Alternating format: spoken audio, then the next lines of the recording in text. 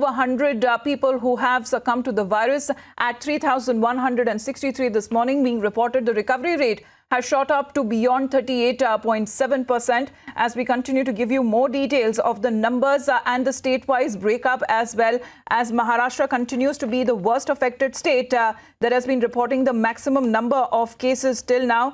Currently in the state of Maharashtra, it's gone beyond 35,000 mark with 1249 casualties being reported. So in the last 24 hours itself, there has been a surge of more than 4,900 cases being reported. Niranjan Narayanaswamy, our editor, is with us with more details. Yes, Niranjan.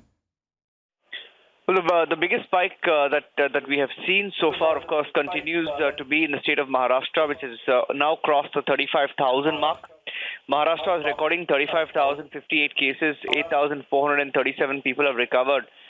But the total casualty number in Maharashtra is now 1,249. It's a disturbing number because almost 40 to 45% of the deaths across India are being recorded in one state alone, which is Maharashtra. Tamil Nadu continues to be the second concerned state with 11,760 cases.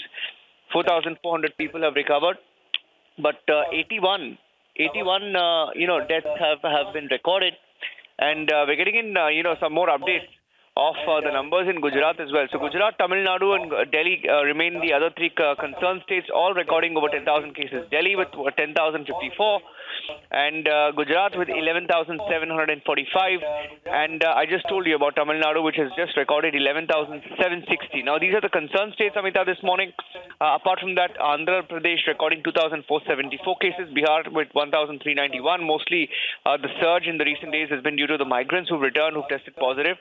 And the other concerned states, which have recorded close to 1,000 cases or more, are Haryana with 928, Jammu and Kashmir with 1,289, Karnataka with 1,246, and Kerala has 630 cases. And let me just tell you, the other states are Madhya Pradesh, another concerned state with 5,236 cases. Odisha has recorded 876, Punjab 1,980, that's 1,980, Rajasthan 5,500.